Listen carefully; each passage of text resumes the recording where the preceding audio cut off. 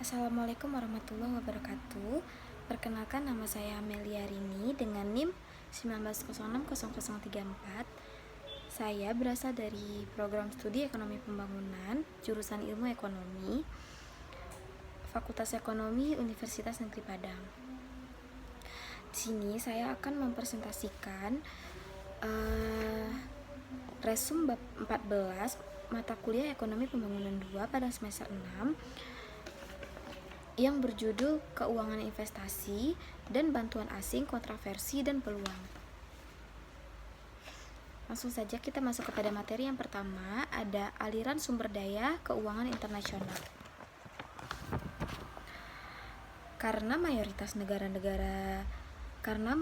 pada negara-negara berkembang yang belum mengekspor minyak secara historis telah mengalami defisit pada transaksi berjalan mereka, maka aliran-aliran yang masuk secara bersih dari sumber daya keuangan yang kontinu menjadi bahan penting dalam strategi pembangunan jangka panjang pada negara-negara berkembang tersebut. Yang kedua, ada investasi swasta asing secara langsung dan perusahaan multinasional. MNC secara sederhana didefinisikan sebagai suatu badan usaha yang melakukan atau mengendalikan kegiatan-kegiatan produksi yang diproduksi lebih dari satu negara.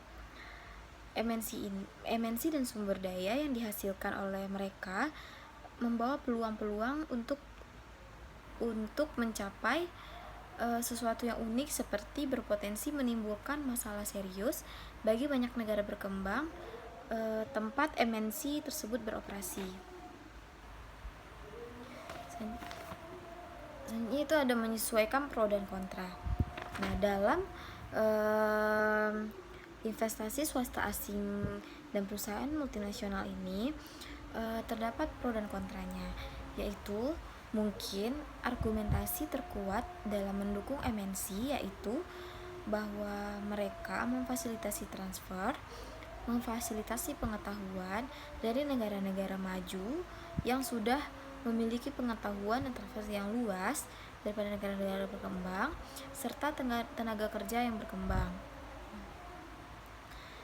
Dengan memakai teori yang menentang kegiatan dari pihak MNC seringkali didorong oleh perasaan akan pentingnya kondisi nasional atas kegiatan-kegiatan ekonomi domestik yang bisa menimbulkan hubungan dominasi atau ketergantungan antara MNC yang kuat dari pemerintah sendiri.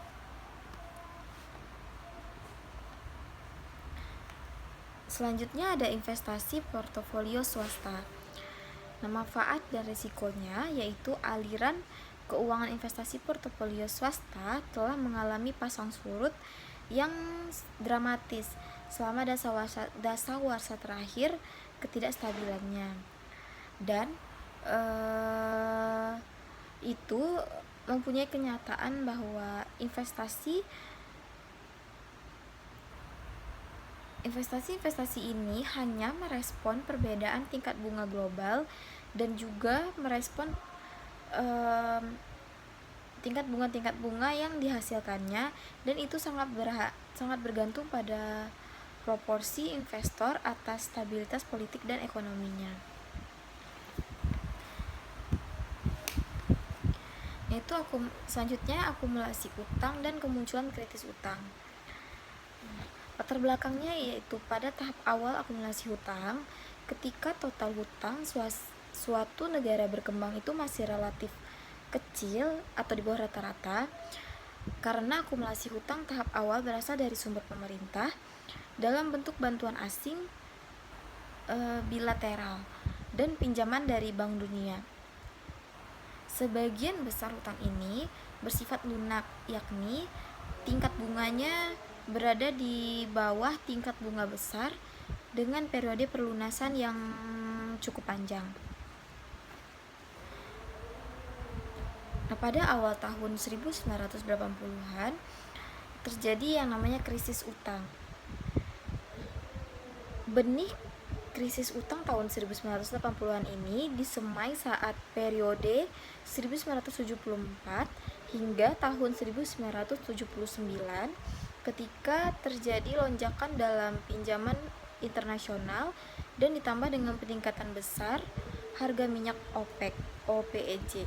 Nah, akibatnya utang eksternal total negara-negara berkembang menjadi berlipat ganda dari 50 dolar miliar pada tahun 1975 menjadi 406 dolar miliar pada tahun 1979. Nah, ini meningkat sekitar 20% pada setiap tahunnya.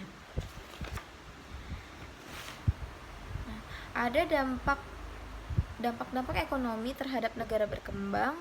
Ya, yang pertama dari segi pertumbuhan ekonominya, seperti yang dikemukakan oleh World Development Report 2009,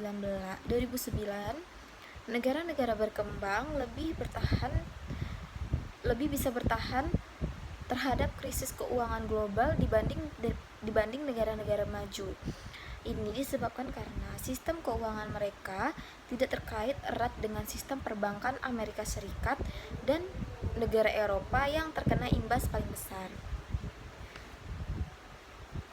Nah, pasar saham pada negara-negara berkembang pada awalnya, pelarian modal ke yang lebih aman menyebabkan volatilitas pasar saham negara berkembang meningkat tajam. Tapi harga pada akhirnya kembali naik dan pasar pun menjadi lebih dalam di beberapa perekonomian berkembang yang tumbuh pesat, terutama pada negara Cina dan juga negara India. Nah, bantuannya, prospek untuk mempertahankan apalagi memperluas bantuan pembangunan resmi dan tak resmi sepertinya akan bergantung pada pertumbuhan ekonomi di negara-negara pendonor. Sekian yang dapat saya sampaikan tentang materi bab 14 yang berjudul Keuangan Investasi dan Bantuan Asing, Kontroversi dan Peluang ini. Salah dan janggal saya mohon maaf. Assalamualaikum warahmatullahi wabarakatuh.